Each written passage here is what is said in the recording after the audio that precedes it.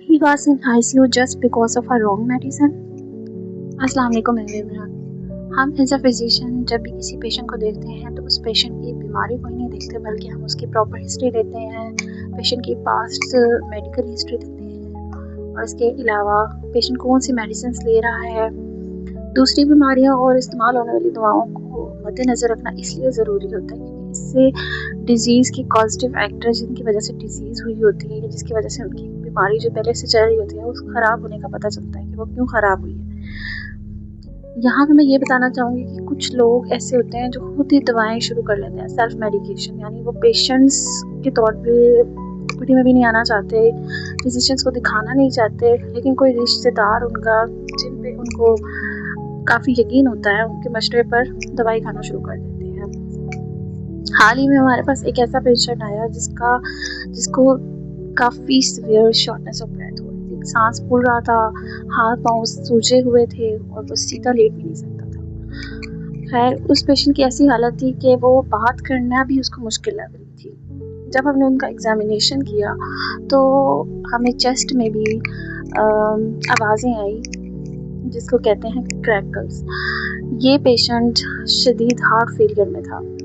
जब हमने इस पेशेंट की हिस्ट्री ली तो हमें पता चला कि इस पेशेंट को कुछ अर्से पहले, साल पहले दिल का दौरा पड़ा था। मतलब ये पेशेंट इस्कीमिक हार्ट डिजीज का पेशेंट है। हिस्ट्री लेते लेते हमें पता चला, जो हिस्ट्री उसके बेटे ने दी, कि उसके वालिद ने कुछ दिन पहले एक शुगर की मेडिसिन स्टार्ट की है। और आपको पता है अमेजिंग थिंग क्या है?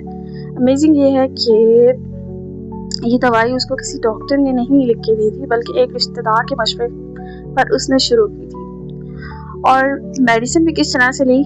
मेडिसिन भी ऐसी शुगर की, क्योंकि शुगर उनकी 200 प्लस थी। रिश्तेदार ने उनको कहा कि आपकी शुगर काफ़ी ज़्यादा है, तो शुगर के लिए जो मेडिसिन स्टार्ट में शुरू की जाती है वो आपको नहीं लेनी चाहिए, जो मैं ले रहा हूँ वो आपकी शुगर कंट्रोल रहेगी। उस मेडिसिन का पता करने पे पता चला कि वो मेडिसिन है पायोग्लिटाजोल। ये ऐसी मेडिसिन है जो हार्ट फेलियर के पेशेंट्स में तो देनी ही नहीं चाहिए, कॉन्ट्राइंडिकेटेड है, लेकिन ऐसे पेशेंट्स जिनमें पहले से दिल का मसला चल रहा हो उनमें बिल्कुल कॉन्ट्राइंडिकेटेड है। ऐसे पेशेंट्स में हार्ट फेलियर हो जाता है।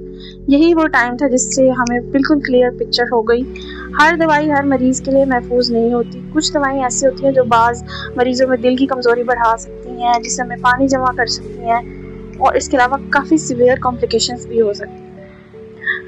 लकीली वो पेशेंट तो सर्वाइव कर गया। उस पेशेंट को हमने पेशाब और इंजेक्शन लगाए जिससे जिस्म से पानी निकल गया, क्योंकि